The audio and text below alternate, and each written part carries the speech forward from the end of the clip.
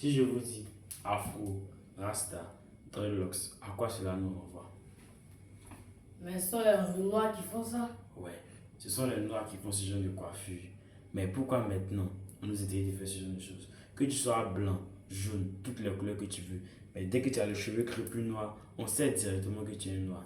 Mais maintenant, partout, dans les rues, à l'école, même à l'église, on nous dit de se coiffer. Est-ce que c'est à poser la question, pourquoi?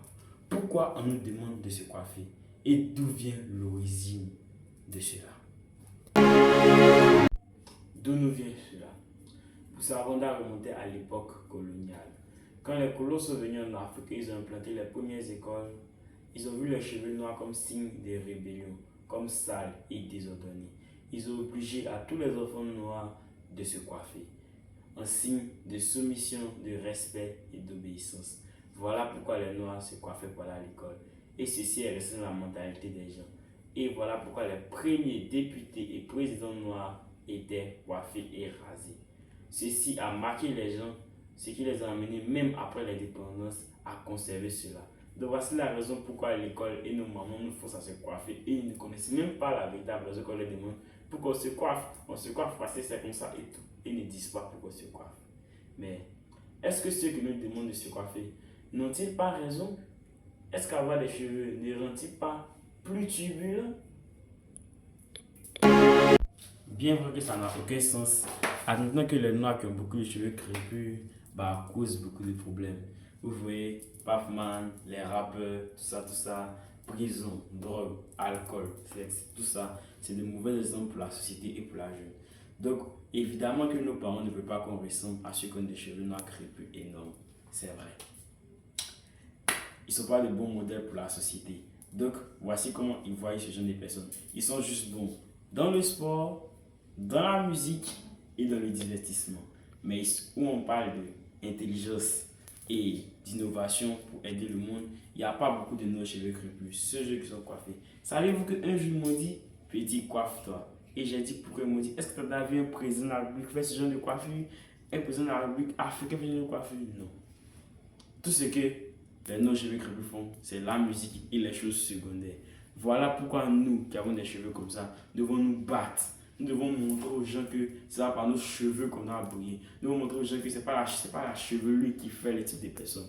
Nous devons montrer aux gens que, oui, certes, on a les cheveux crépus. Ça nous montre notre identité, ça nous rend plus jolis qu'avant. Ce n'est pas le fait d'être rasé qui fait qu'on n'est pas comme ça. Mais malheureusement, plusieurs de nos frères qui ont des cheveux comme ça sont eux les plus bandits. Mais est-ce que faire le genre de cheveux est un frein pour nous? Est-ce que c'est à cause de ça qu'on va aller en enfer? Tout simplement, non.